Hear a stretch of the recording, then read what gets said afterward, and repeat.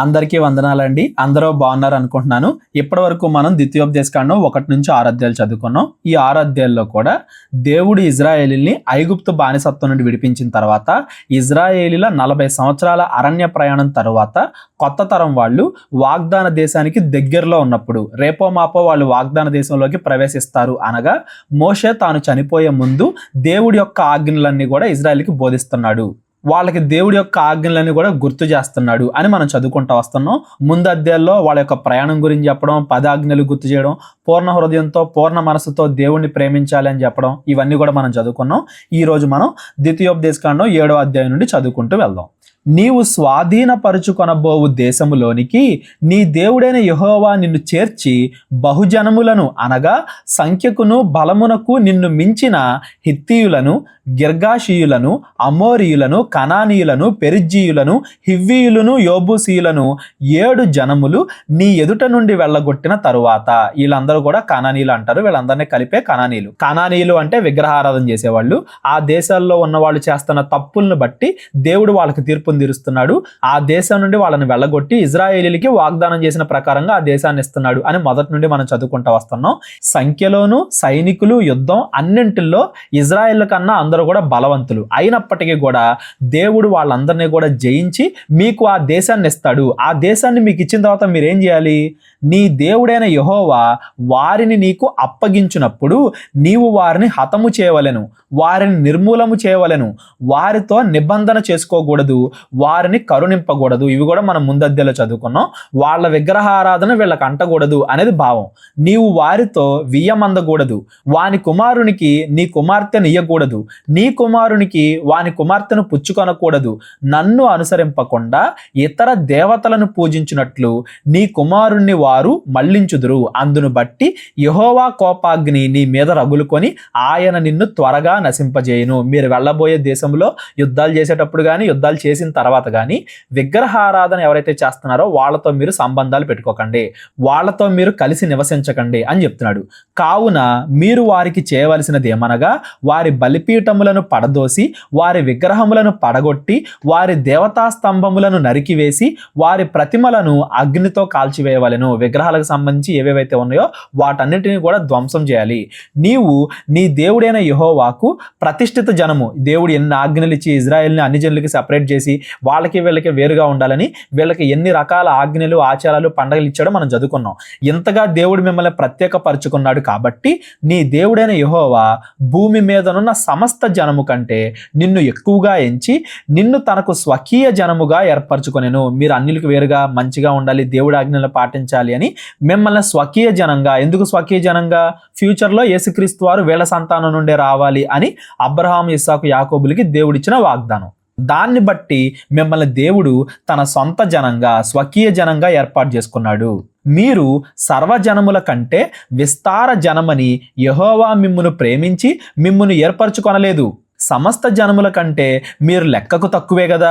అయితే యెహోవా మిమ్మును ప్రేమించువాడు గనుకను, తాను మీ తండ్రులకు చేసిన ప్రమాణము నెరవేర్చువాడు గనుకను యెహోవా బాహుబలము చేత మిమ్మును రప్పించి దాసుల గృహములో నుండి, ఐగుప్తు రాజైన ఫరో చేతిలో నుండి మిమ్మల్ని విడిపించాను. ఏదో మీ గొప్పతనం కాదు, మీరు బాగా ఎక్కువ మంది జనంగానో, మీరేదో మంచోళ్ళనో దేవుడు మిమ్మల్ని ఏర్పాటు చేసుకోలేదు.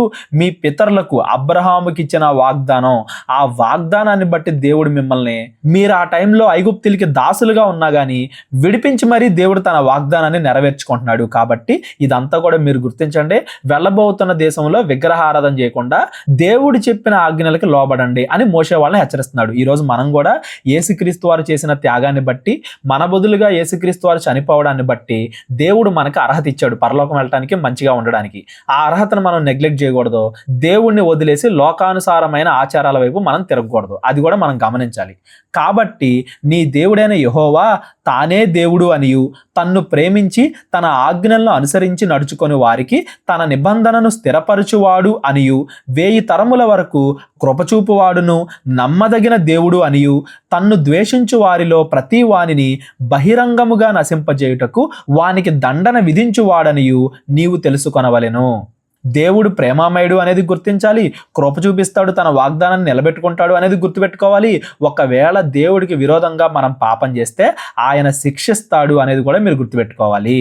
ఇక్కడ 1000 తరములు అన్నాడు అంటే కరెక్ట్గా 1000 తరాలు అని కాదండి, కరెక్ట్గా 1000 సంవత్సరాలు లెక్కేకండి. బైబిల్లో ఎక్కడైనా కానీ 1000 సంవత్సరాలు అని మీకు కనబడింది అంటే, 1000 తరాలు అని మీకు కనబడింది అంటే చాలా కాలము, చాలా ఎక్కువ కాలము అని దాని భావం. ఒకవేళ వీళ్ళు దేవుడికి విరోధంగా పాపం చేస్తే మరలా వీళ్ళు పశ్చాత్తాపడి దేవుడి వైపు తిరిగేంత వరకు కూడా దేవుడు వాళ్ళని క్షమించడం, శిక్షిస్తాడు, తన తీర్పును వాళ్ళ మీదకి తీసుకొస్తాడు అని దాని భావం. ఆయన తన్ను ద్వేషించు వారి విషయము ఆలస్యము చేయక బహిరంగముగా వానికి దండన విధించును కాబట్టి నేడు నేను నీకు ఆజ్ఞాపించు ధర్మము అనగా విధులను కట్టడలను మీరు అనుసరించి నడుచుకొనవలెను. వాగ్దాన దేశం వెళ్ళిన తర్వాత ఎలా పడితే అలా ఉండొద్దు, ఏ తప్పు చేస్తే ఏ శిక్ష విధించాలని దేవుడు ముందే చెప్పుకుంటూ వచ్చాడు కదా. దేవుడి తీర్పుకి భయపడండి, మంచిగా బ్రతకండి అని చెప్తున్నాడు.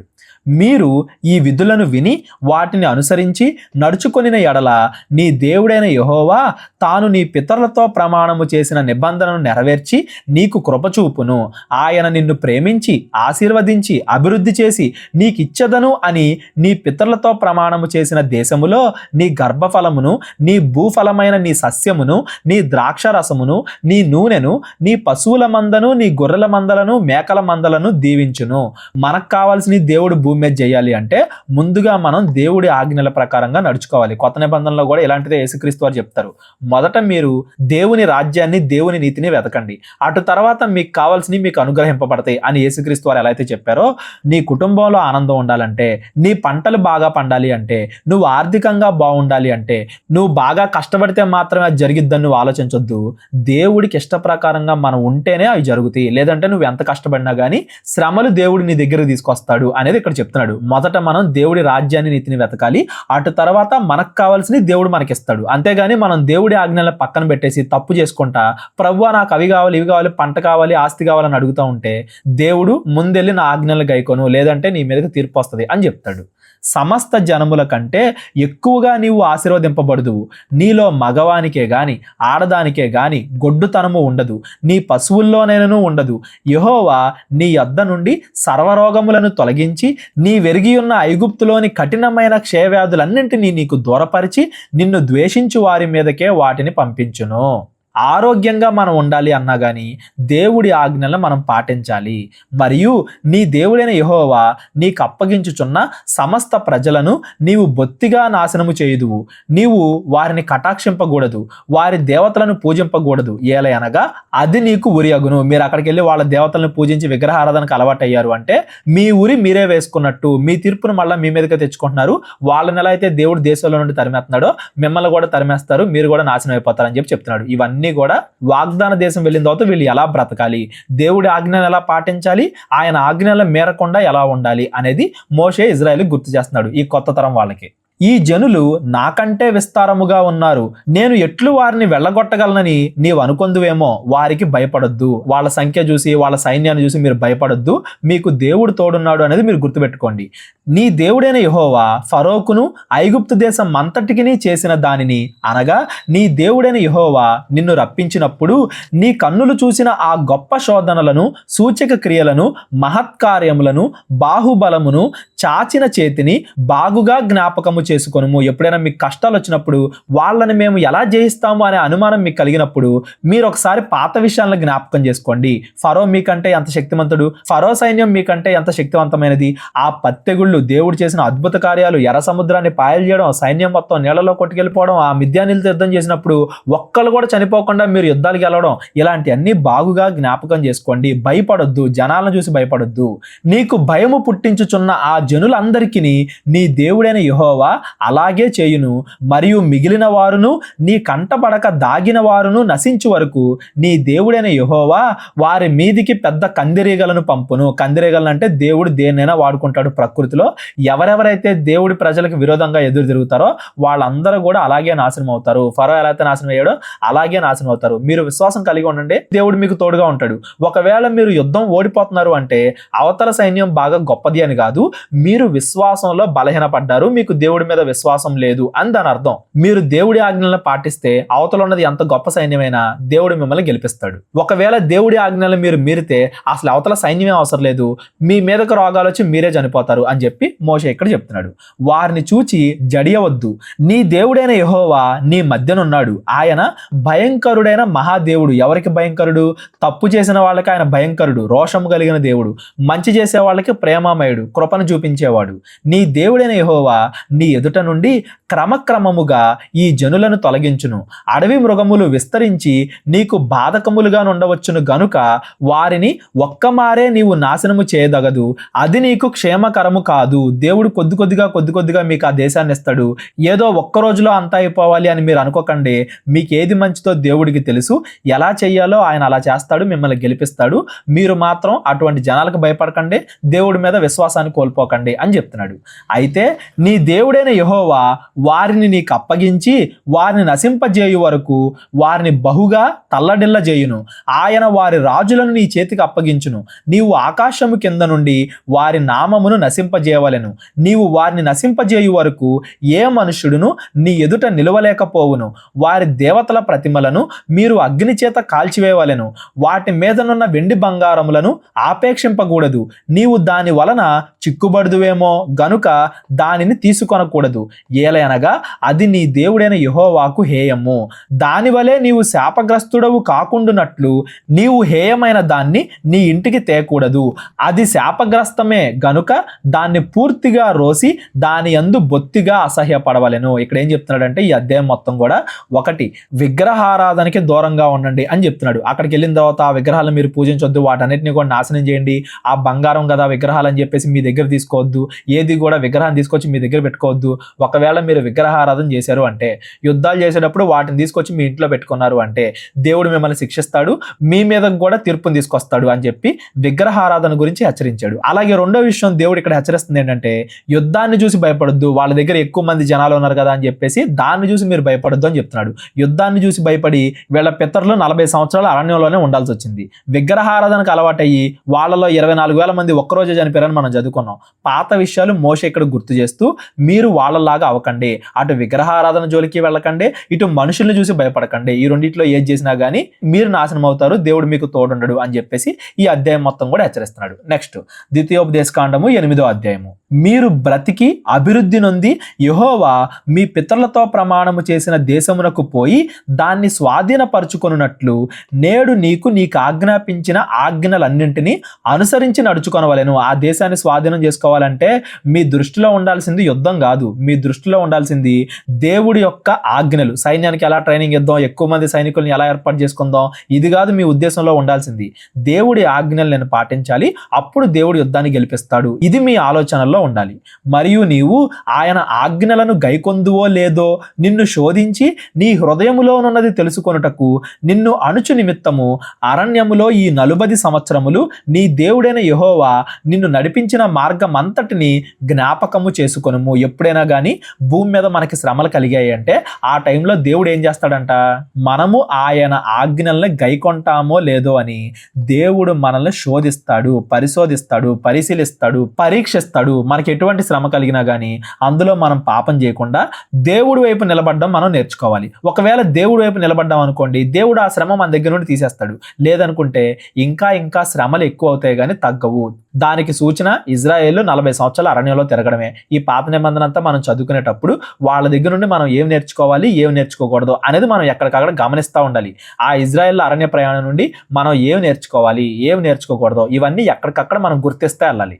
ఆహారము వలనే కాక యెహోవా సెలవిచ్చిన ప్రతి మాట వలన నరులు బ్రతుకుదురని నీకు తెలియజేయుటకు ఆయన నిన్ను అణచి నీకు ఆకలి కలుగజేసి నీవే గాని నీ పితరులే గాని ఎన్నడూ ఎరుగని మన్నాతో నిన్ను పోషించెను. మీరు ఐగుప్తు దేశం నుండి 40 సంవత్సరాలకు తగిన ఆహారం తెచ్చుకున్నారా? అయినా కానీ మీరు అరణ్యంలో ఎలా బ్రతికారు? దేవుడు మన్నా కురిపించడాన్ని బట్టి కదా.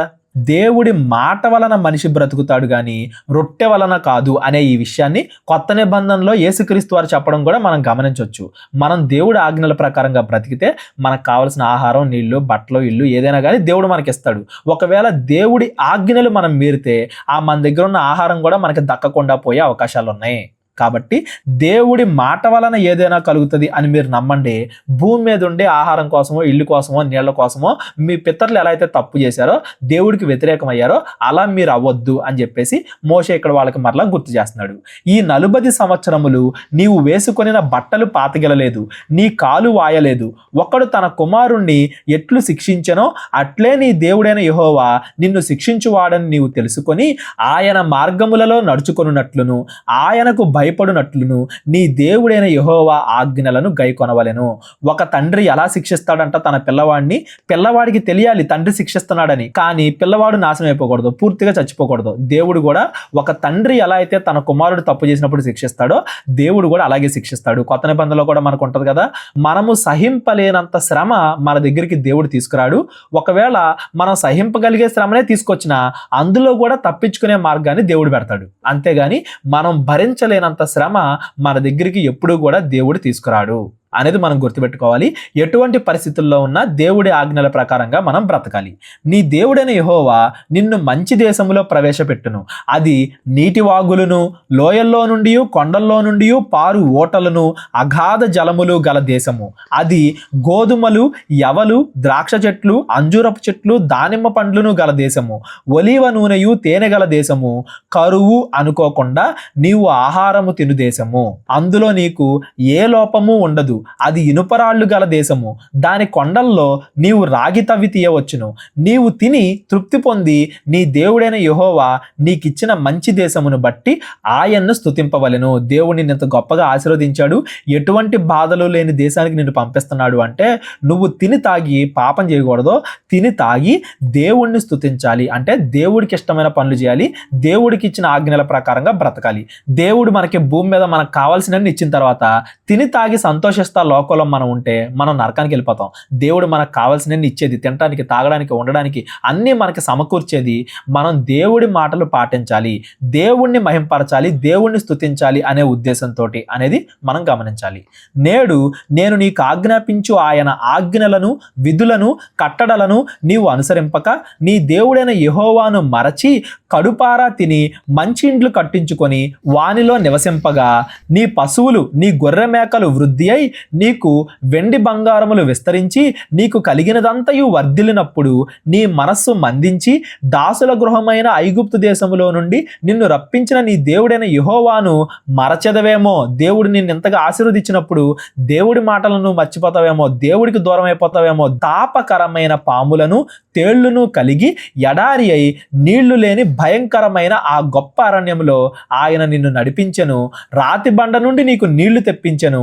తుదకు నీకు మేలు చేయవలెనని నిన్ను అణచుటకును శోధించుటకును నీ పితరులు ఎరుగని మన్నాతో అరణ్యమున నిన్ను పోషించెను.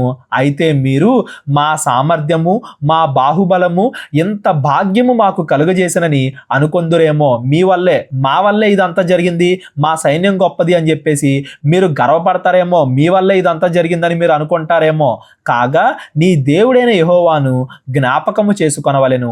ఏలయనగా తాను నీ పితరులతో ప్రమాణము చేసినట్లు తన నిబంధనను నేటి వలె స్థాపింపవలెనని మీరు భాగ్యము సంపాదించుకొనుటకై మీకు సామర్థ్యము కలుగజేసిన వాడు ఆయనే. మీ సొంత తెలివితేటల వల్ల, మీ సొంత బలం వల్ల మీరు ఐగుప్తు దేశంలో నుండి రాలేదు. దేవుడు మిమ్మల్ని రప్పించాడు, దేవుడు మీకు తోడుగా ఉన్నాడు. ఆ అరణ్యంలో మీరు నడిచిన ప్రయాణమైనా, వెళ్ళబోయే వాగ్దాన దేశంలో మీరు బ్రతికే జీవితమైనా, అంత మంచి జీవితమైనా, మీరు గెలిచే యుద్ధాలైనా ఇవన్నీ కూడా మీకు తోడుగా దేవుడు ఉండటం వల్ల జరిగాయి కానీ మీ గొప్పతనం కాదు అనేది మీరు గుర్తించండి. గుర్తించకపోతే అవన్నీ దేవుడిని దగ్గర నుండి తీసేసి ఆ వాగ్దాన దేశంలో నుండి నిన్ను మళ్ళీ వేరే వాళ్ళకి బానిసలుగా పంపించేస్తాడు, మరలా శ్రమలు కలుగుతాయి అని కూడా మోషే ఇక్కడ హెచ్చరిస్తున్నాడు అనేది కూడా మనం గుర్తుపెట్టుకోవాలి. నీవు ఏ మాత్రమైనను నీ దేవుడైన యెహోవాను మరచి ఇతర దేవతలను అనుసరించి పూజించి నమస్కరించిన ఎడల మీరు నిశ్చయముగా నశించిపోదురు అని నేడు మిమ్మును గూర్చి నేను సాక్ష్యము పలికి ఉన్నాను. ఇదిగో మీకు ముందే చెప్తున్నాను, జాగ్రత్తగా గమనించండి. ఎప్పుడైనా కానీ మీరు నాశనం అయిపోయారంటే దానికి ఒకటే ఒక కారణం, మీరు దేవుడి ఆజ్ఞలను మీరడం, విగ్రహారాధన వైపు మీరు తిరగడం. ఎప్పుడైతే మీరు దేవుడి ఆజ్ఞలను మీరతారో, దేవుణ్ణి స్తుతించకుండా మీకు ఇష్టం వచ్చినట్టుగా మీరు బ్రతుకుదాం అని మీరు అనుకుంటారో, అప్పుడు మీరు నిశ్చయముగా నశించిపోదురు. ఏదో మామూలుగా నశించిపోవడం కూడా కాదు, నిశ్చయము సత్యము, అది ఖచ్చితంగా జరిగిద్ది అని చెప్పి ఇక్కడ మోషే గారు చెప్తున్నారు. సాక్ష్యముగా పలుకుచున్నాను అన్నాడు. చూడండి, నీ ఎదుట నుండకుండా యెహోవా నశింపజేయుచున్న జనములు వినకపోయినట్లు నీ దేవుడైన యెహోవా మాట మీరు వినకపోయిన ఎడల మీరును వారి వలె నశించెదరు. మీరు ఎవరి మీద అయితే యుద్ధాలు చేశారో, మీరు వెళ్ళబోయే కనాను దేశం అయినా కానీ వాళ్ళందరూ కూడా ఎందుకు యుద్ధాలు ఓడిపోతున్నారు, ఎందుకు నాశనం అవుతున్నారంటే ఒకటే ఒక కారణం, వాళ్ళు దేవుడికి విరోధంగా పాపం చేయడం వల్ల. మీరు కూడా దేవుడి ఆజ్ఞలు మీరి, మీరు కూడా విగ్రహారాధన చేస్తూ, మీరు కూడా వ్యభిచారానికి లోనైపోయి, మీ దేశంలో కూడా నరహత్య చేస్తూ మీరు కూడా దేవుడికి విరోధంగా తయారయ్యారు అంటే మీరు కూడా వారిలాగా నాశనం అయిపోతారు ఫ్యూచర్లో అని చెప్పేసి మోషే ఇక్కడ వాళ్ళందరినీ కూడా హెచ్చరిస్తున్నాడు.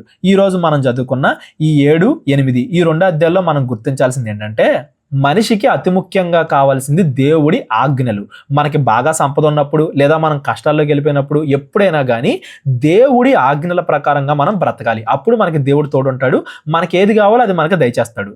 మనకన్నీ వచ్చిన తర్వాత మనం దేవుడిని వదిలిపెట్టేస్తే, దేవుడికి విరోధంగా బ్రతికితే దేవుడు మన మీదకి తీర్పును తీరుస్తాడు అనేది మనం గుర్తుపెట్టుకోవాలి. అసలు మనం భూమి మీదకి వచ్చింది భూమి మీద ఆనందంగా ఉండడానికి కాదు, మనం దేవుడి ఇష్టపూర్వకంగా బ్రతకడానికి, మనలో ఉన్న చెడు లక్షణాలు మనం మానేసుకోవడానికి.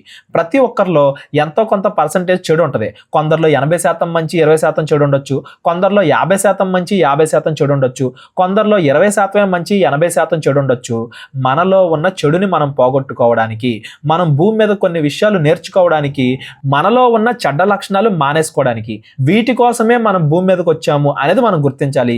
ఈ లోకాశల్లో పడి దేవుడి యొక్క ఆజ్ఞలు మనం మర్చిపోకూడదు. ఒకవేళ మర్చిపోయాము అంటే మనము వారి వలె నాశనం అయిపోతాము. ఎవరైతే నాశనం అయిపోతున్నారో వాళ్ళ లెక్కలోనే మనం కూడా చేరతాము అని ఇక్కడ మోషే మనల్ని హెచ్చరిస్తున్నాడు. ఇవి కేవలం ఇజ్రాయెల్ని హెచ్చరించడం మాత్రమే కాదు, మనల్ని కూడా మోషే హెచ్చరిస్తున్నాడు. మోషే ద్వారా దేవుడు మనల్ని హెచ్చరిస్తున్నాడు అనేది మనం గుర్తుపెట్టుకోవాలి.